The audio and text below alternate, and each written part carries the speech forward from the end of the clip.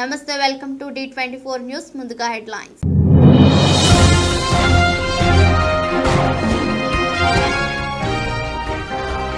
చైనాలో మరో కొత్త వైరస్ మెదడుపై తీవ్ర ప్రభావం చూపుతుందంటున్న నిపుణులు.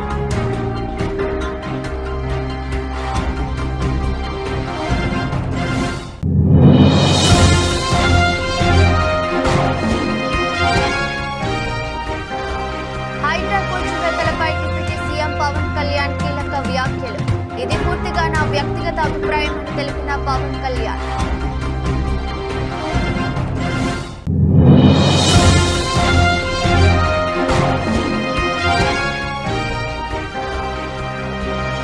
వీలైనంత త్వరగా పూర్తి చేయండి. సీఎం రేవంత్ రెడ్డికి కేంద్ర మంత్రి కిషన్ రెడ్డి కీలక లేఖ.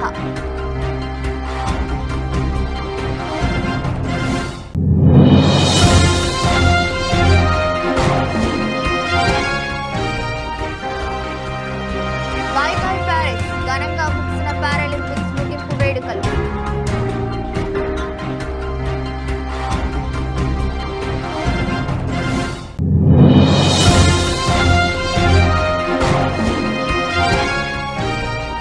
వారిద్దరూ కలిస్తే యానిమల్ కాదు, డైనోసరే అవుతుంది. నెట్టింట వైరల్ అవుతున్న ఎన్టీఆర్ సందీప్ రెడ్డి ఫోటో.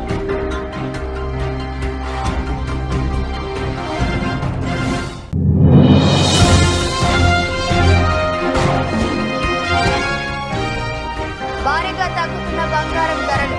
66,790కు పడిపోయిన గోల్డ్.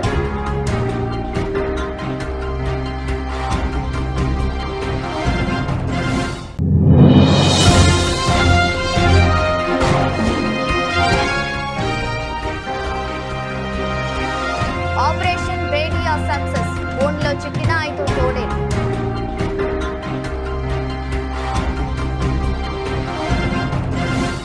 మెదడు సంబంధిత వ్యాధులను కలగజేసే మరో కొత్త వైరస్ చైనాలో వెలుగు చూసింది.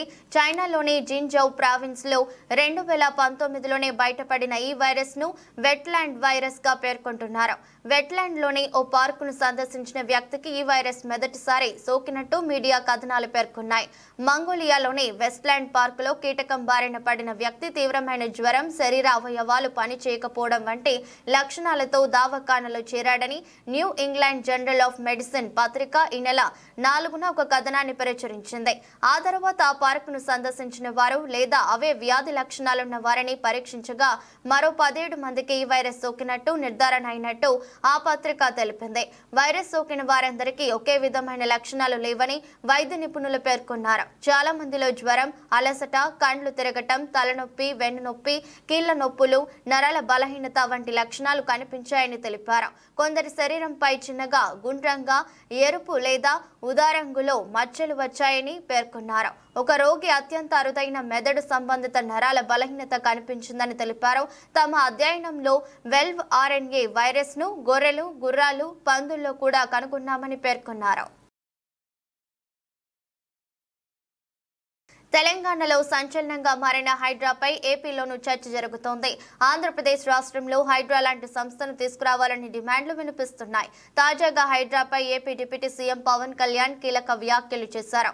అక్రమ కట్టడాల విషయంలో కొందరు తెలియకుండా తప్పు చేసి ఉండొచ్చని, నోటీసులు ఇచ్చాక పునరావాసం కల్పించాలన్నది తమ వ్యక్తిగత అభిప్రాయం అన్నారు పవన్ కళ్యాణ్. కొందరు వ్యక్తులు కబ్జాలు తెలిసి చేయొచ్చు, తెలియక చేయొచ్చు. భాగస్వాములతో మాట్లాడి కష్ట నష్టాలు ఏమున్నాయని తెలియజేశాకే వాళ్లకు నోటీసులు ఇచ్చి వాళ్లకు పునరావాసం చేసిన తర్వాతే కూల్చివేతలని విషయంలో ముందుకెళ్లాలి. ఇది పూర్తిగా నా వ్యక్తిగత అభిప్రాయమని పవన్ కళ్యాణ్ తెలిపారు.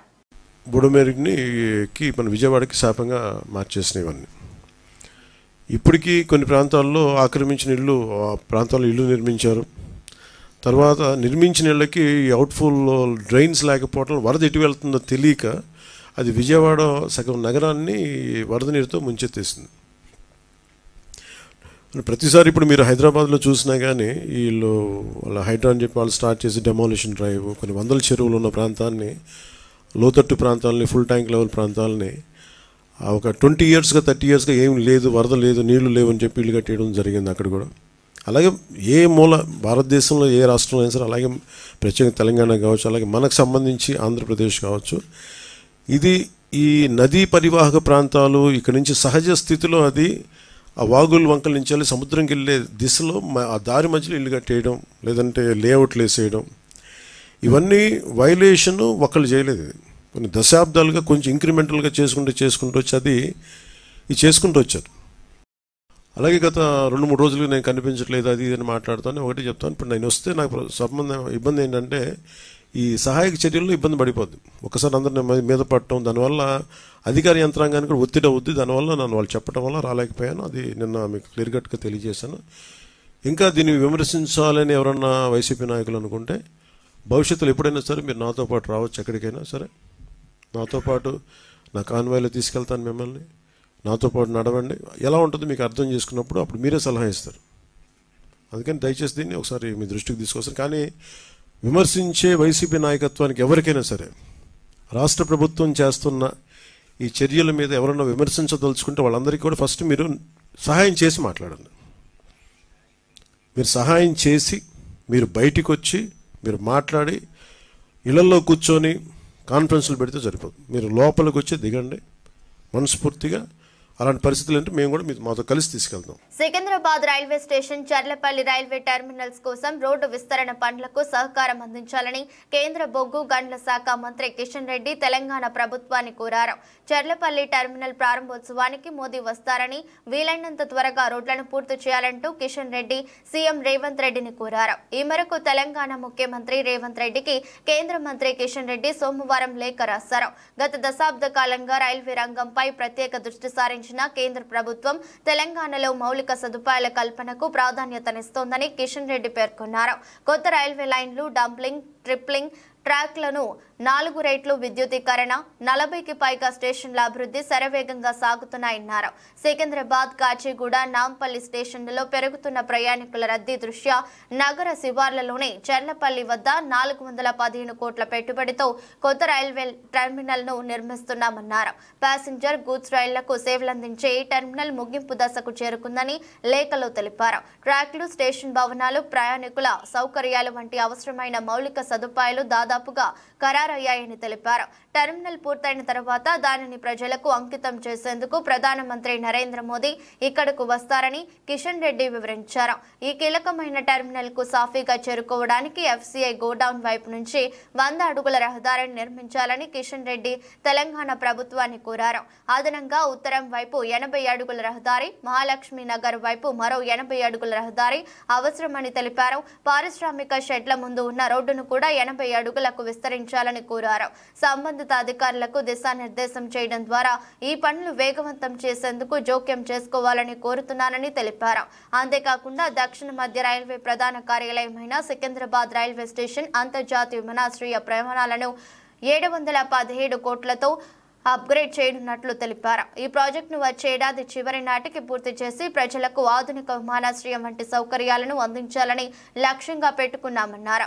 అయితే స్టేషన్ కు వెళ్లే రహదారులు చాలా ఇరుగ్గా ఉన్నాయని, రతి ఫైల్ బస్ స్టేషన్, అల్ప హోటల్ మధ్య ఉన్న రహదారి ముఖ్యంగా రద్దీ సమయాల్లో మరింత రద్దీగా ఉంటుందని తెలిపారు.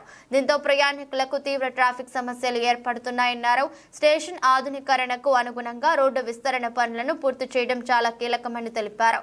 ఈ సమస్యను పరిష్కరించడంలో సకాలంలో చొరవ తీసుకోవాలని కోరుతున్నారు.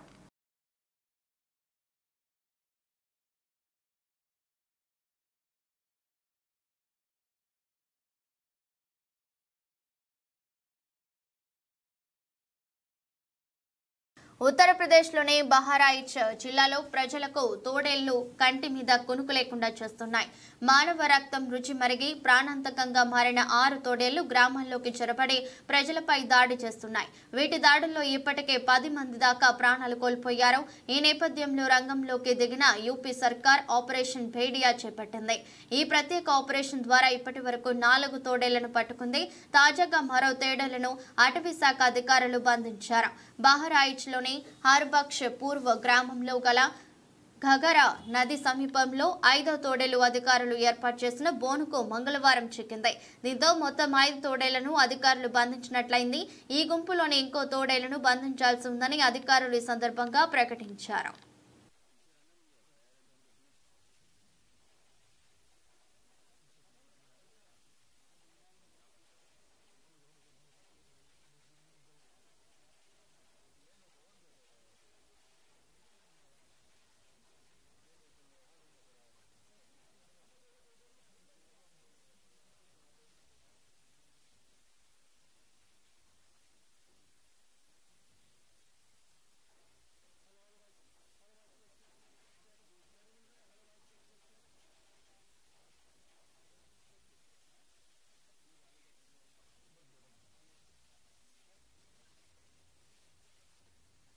వరద బాధితులకి సాయం చేయలేకపోతున్నామని ఒప్పుకున్న చంద్రబాబు. వరద ముంపు బాధితులకు నిత్యావసర సరుకులు పంపిణీలో మేము ఫెయిల్ అయ్యాం. 80,000 కుటుంబాలకు పంపిణీ చేయాలనుకున్నాం, కానీ చేయలేకపోయాం. కేవలం 15,000 కుటుంబాలకే పంపిణీ చేయగలిగాం. కొన్ని సమస్యలు ఎదురు కావడం వలన చేయలేకపోయామంటూ 40 ఏళ్ల రాజకీయ అనుభవం, విజనరీ అని చెప్పుకునే చంద్రబాబు తన చేతకానితనాన్ని తానే ఒప్పుకున్నాడు. 80,000 డిస్ట్రిబ్యూట్ చేయాలనుకున్నాం. ఈరోజు డిస్ట్రిబ్యూట్ చేసింది 15,000 డిస్ట్రిబ్యూట్ చేయగలిగాం. There is some problem. కడాన వీళ్లు ప్యాక్ చేయడంలో కూడా కొన్ని ప్రాబ్లమ్స్ ఉన్నాయి. రేపు మేము ఒక 40,000, 45,000 వరకు ఒక 16 డివిజన్లు ప్రారంభించారు. ఈ 16,000లో ఇదే మరి డిస్ట్రిబ్యూషన్ చేసేస్తాం. మిగిలిందంతా కూడా ఫెయిర్ ప్రైస్ షాపు పంపించి ఫెయిర్ ప్రైస్ షాపులో నేను ఇప్పుడు చెప్పినటువంటి ఇవన్నీ కూడా మీకు చెప్పాను లిస్టు. చంద్రబాబుకి చాదస్తం ఎక్కువైంది. వరదొచ్చినా బురదొచ్చినా నేపం వైఎస్ జగన్ గారిపై నెట్టేస్తున్నారు. విజయవాడ మునిగే వరకు చంద్రబాబుతో పాటు కూటమి నేతలు మేలుకోలేకపోయారు. ఇప్పుడు వరద బాధితుల ఆగ్రహాన్ని గ్రహించి ప్రజల్ని మభ్యపెట్టడానికి బోట్ల రాజకీయాలకి చంద్రబాబు తెరలేపారు. అందరికీ నమస్కారం. వరదొచ్చినా బురదొచ్చినా ఆఖరికి కరోనా మహమ్మారి ప్రపంచం మీదకి వచ్చిన దానికి కారణం జగన్మోహన్ రెడ్డి గారే అని చంద్రబాబు నాయుడు గారు మాట్లాడడం చూస్తూ ఉంటే ఈ మధ్య వారికి చాదస్తం కాస్త ఎక్కువైంది అనిపిస్తా ఉంది. కురుస్తున్న వర్షాలు తెలుసు, అదేవిధంగా కట్టెలు తెచ్చుకున్న కృష్ణానది తెలుసు.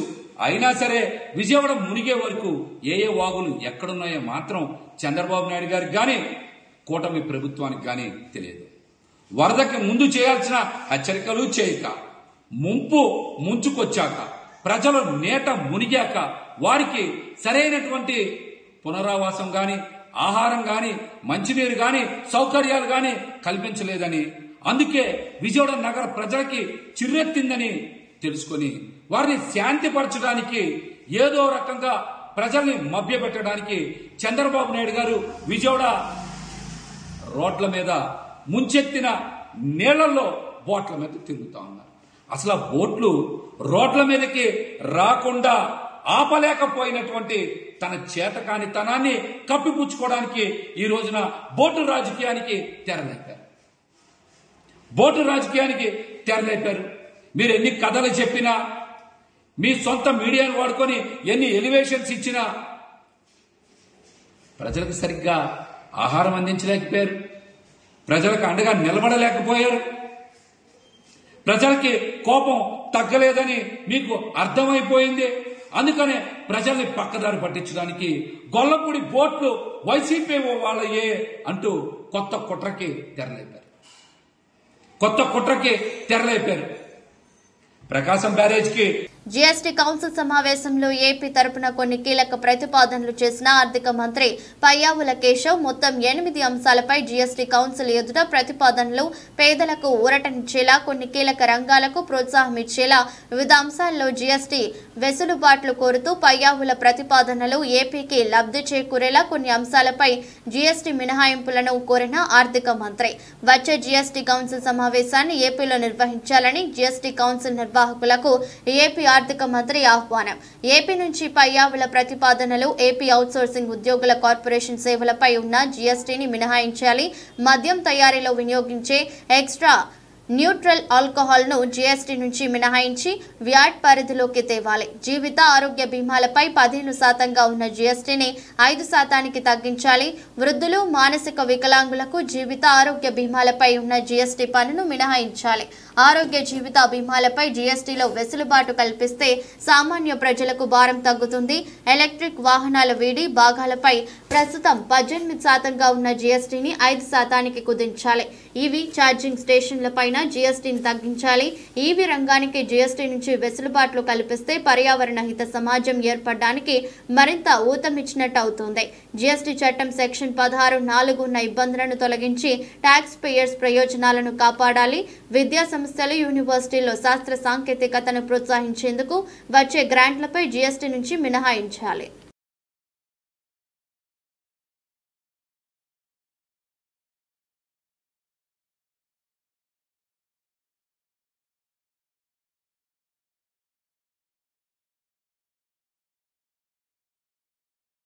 సెస్లు మరియు సర్ఛార్జీలు బీజేపీ ప్రభుత్వానికి ముందు సెస్లు మరియు సర్ఛార్జీలు తక్కువగా ఉండేవి మరియు అవిభాజ్య ఫుల్ గా చేర్చబడ్డాయి. కానీ బీజేపీ అధికారంలోకి వచ్చిన తర్వాత సెస్లు సర్ఛార్జీలు అసాధారణంగా పెరిగాయి. ఇది వెనుక తలుపు నుండి రాష్ట్రాల డబ్బు తీసుకోవడం తప్ప మరొకటి కాదు. కాబట్టి సెస్లు మరియు సర్ఛార్జీలు కూడా డివిజిబుల్ పూల్లో భాగంగా ఉండాలని మేము ప్రతిపాదిస్తున్నాం. అధిక పన్ను చెల్లించే రాష్ట్రం అత్యధిక వాటాను పొందాలి. షేర్ నిబంధనలలో మార్పులు అవసరం. హారిజాంటల్ డెవల్యూషన్ ఈక్విటీ ఫార్ములాను సవరించాలి. ప్రస్తుతం హారిజాంటల్ డెవల్యూషన్ ఫార్ములా ప్రతి ఫైనాన్స్ కమిషన్ అది నిర్దేశించిన ప్రాధాన్యతల ఆధారంగా స్వయంగా నిర్ణయిస్తోంది.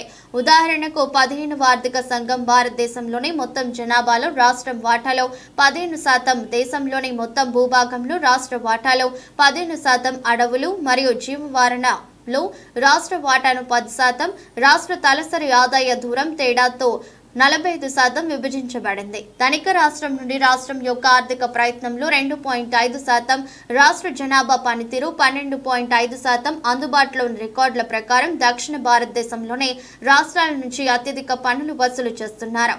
హారిజాంటల్ డెవల్యూషన్ ఈక్విటీ ఫార్ములా సవరించబడాలని మేము ప్రతిపాదిస్తున్నాం. రాష్ట్రాలు పన్ను వసూలు ఆధారంగా వాటాను సృష్టించండి. అందువల్ల రాష్ట్రాలు కూడా పన్నులను సరిగ్గా పెంచడానికి ప్రేరేపించబడతాయి. We are presenting our observations and recommendations. Cesses and surcharges to be part of divisible pool. Before the BJP government, the cesses and surcharges were less and were included in the indivisible pool. But after BJP came into the power, cesses and surcharges increased abnormally. It is nothing but taking states' money from the back door. Hence, we propose that the cesses and surcharges to be part of the divisible pool. Higher tax paying states should get higher share. Need changes in terms of share. Horizontal devaluation equity formula should be modified. At present, the horizontal devaluation formula based on what the Finance Commission decide itself, based on priorities it sets. For example, 15th Finance Commission divided 15% of state share in total population of India. 15% states share in total land area of the country, 10% state share in the forest and ecology, 45% of state per capita income distance difference from richest state, 2.5% of state fiscal effort, 12.5% states. Mulugu జిల్లా ఏటూరు నాగారం మండలంలోని ఎడతెరిపి లేకుండా కురుస్తున్న భారీ వర్షాలకు గోదావరి మళ్లీ ఉగ్రరూపం దాలుస్తోంది. ప్రజలు అప్రమత్తంగా ఉండాలని సిఐ అనుముల శ్రీనివాస్, ఎస్ఐ తాజుద్దీన్ రాత్రింబవళ్లు తిరుగుతూ హెచ్చరిస్తున్నారు. ఓడగూడెంలో గోదావరి క్రమక్రమంగా పెరుగుతుండటంతో గ్రామస్తులు, రైతులు ఊర్లోకి నీళ్లు రాకుండా బస్తాలలో ఇసుక నింపి నీళ్లకు అడ్డుగా వేస్తున్నారు. రైతులు పోసుకున్నటువంటి మిర్చి నారు కురుస్తున్నటువంటి అకాల వర్షాలకు ఇదివరకే మిర్చి నారు దెబ్బతినడంతో మళ్లీ గోదావరి పెరగడంతో ఊర్లోకి నీళ్లు వస్తాయని, మిర్చినార్లు మునిగిపోతాయని రైతులు ముందస్తుగా ఇసుక బస్తాలలో నింపి అడ్డుగా వేస్తున్నారు.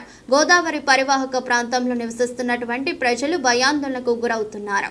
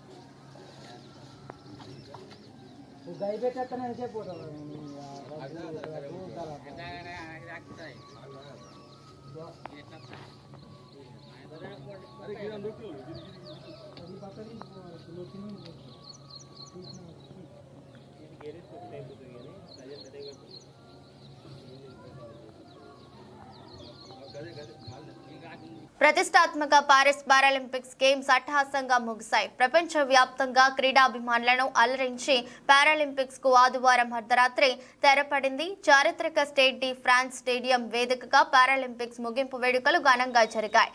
దాదాపు 60,000 మంది ప్రేక్షకుల సమక్షంలో వైవిధ్యమైన సాంస్కృతిక కార్యక్రమాలు కట్టిపడేశాయి. ఓవైపు వరుణుడు అంతరాయం కలిగించిన ఫ్రాన్స్ కు చెందిన టాప్ 20 డీజేలు రూపొందించిన పాటలతో స్టేడియం హోరెత్తిపోయింది. అథ్లెట్లు చిరకాలం గుర్తుండిపోయేలా ప్రముఖ మ్యూజిక్ కంపోజర్ జీన్ మిచెల్ జారే కాసియస్ పాటలను అభిమానులు బాగా ఆస్వాదించారు. అంతకుముందు జరిగిన మార్చ్ ఫాస్ట్ లో 169 దేశాలకు చెందిన పారా అథ్లెట్లు జాతీయ జెండాలు పట్టుకుని ముందుకు నడిచారు. భారత్ తరపున హార్విందర్ సింగ్, ప్రీతి పాల్ పతాకదారులుగా వ్యవహరించారు. పారిస్ మెయిర్ అనే హిడ్గాలో పారాలింపిక్స్ జెండాను అంతర్జాతీయ పారాలింపిక్ కమిటీ అధ్యక్షుడు అడ్రూ పార్సన్స్ కు అందజేయగా అతను లాస్ ఏంజల్స్ మేయర్ కారెన్ బస్ కు ఇచ్చారు. ముగింపు వేడుకల్లో పారాలింపిక్స్ జెండాను అందుకున్న తొలి నల్లజాతి మేయర్ గా కారెన్ నిలిచారు. ఫ్రాన్స్ అధ్యక్షుడు ఎమాన్యుయల్ మక్రాన్ ముగింపు వేడుకలకు ముఖ్య అతిథిగా హాజరయ్యారు.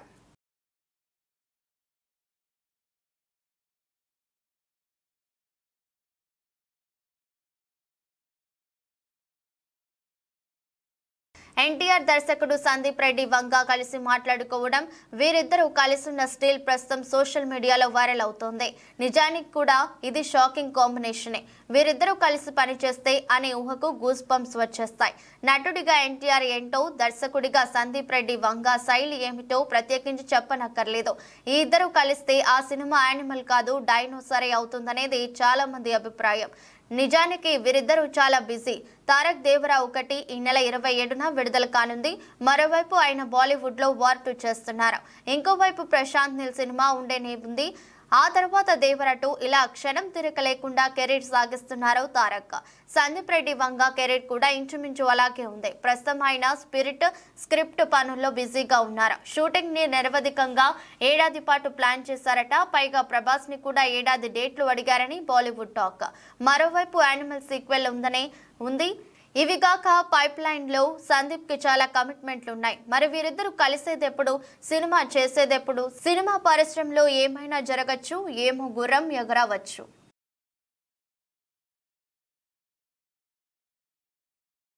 దేశంలో బంగారం ధరలు దిగి వస్తూనే ఉన్నాయి. సాధారణంగా బంగారం ధరలలో ప్రతిరోజు పెరుగుదల ఉంటుండగా ఇటీవల నుంచి ధరలు ఒక్కసారిగా పడిపోయాయి.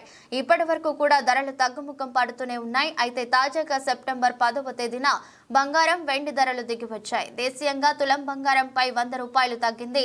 ప్రస్తుతం 22 క్యారెట్ల 10 గ్రాముల బంగారం ధర 66,790 ఉండగా 24 క్యారెట్ల 10 గ్రాముల ధర 72,860 వద్ద కొనసాగుతోంది. ఈ ధరలు ఉదయం 6 గంటలకు నమోదైనవి మాత్రమే. రోజులో పెరగవచ్చు, తగ్గవచ్చు లేదా స్థిరంగా కొనసాగవచ్చు. అయితే ఇటీవల బంగారం ధరలు ఆకాశాన్ని తాకేలా ఉన్నాయి. కేంద్ర బడ్జెట్ తర్వాత ఒక్కసారిగా ధరలు పడిపోయాయి. రోజు రోజుకు ధరలు దిగి వస్తూనే ఉన్నాయి. అయితే బడ్జెట్ తర్వాత భారీగా తగ్గిన బంగారం ధరలు స్వల్పంగా తగ్గుతూ వచ్చాయి. అప్పటి నుంచి ఇప్పటి వరకు బంగారం, వెండి ధరల్లో భారీగానే తగ్గుదల కనిపిస్తోంది.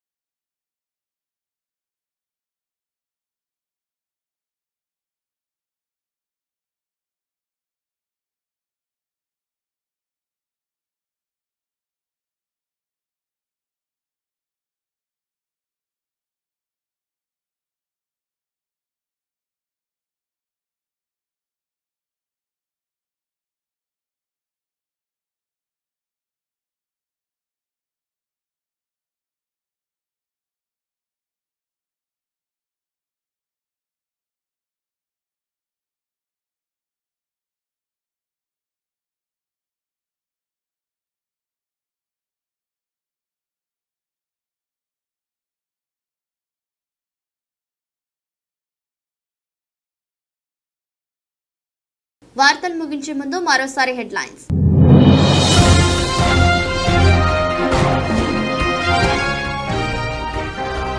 చైనాలో మరో కొత్త వైరస్ మెదడుపై తీవ్ర ప్రభావం చూపుతుందంటున్న నిపుణులు.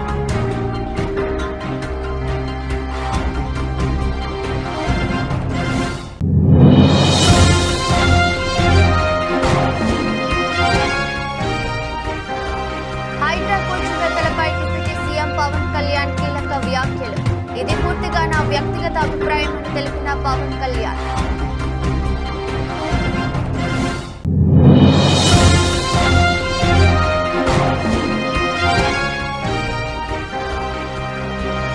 వీలైనంత త్వరగా పూర్తి చేయండి. సీఎం రేవంత్ రెడ్డికి కేంద్ర మంత్రి కిషన్ రెడ్డి కీలక లేఖ.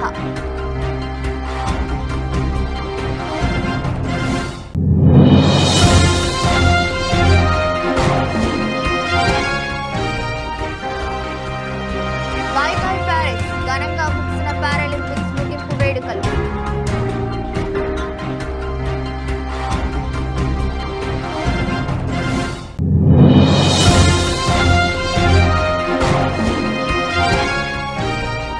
వారిద్దరూ కలిస్తే యానిమల్ కాదు డైనోసరే అవుతుంది. నెట్టింట వైరల్ అవుతున్న NTR Sandeep Reddy photo.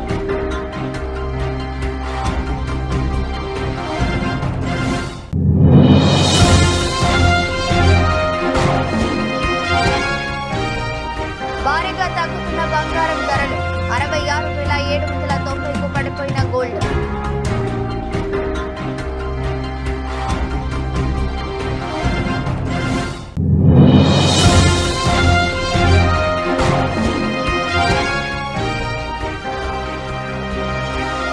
Operation Bedia success, ఫోన్లో చిక్కిన 5 తోడేలు.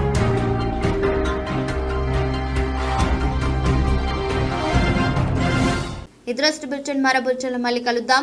అంతవరకు సెలవు. నమస్కారం.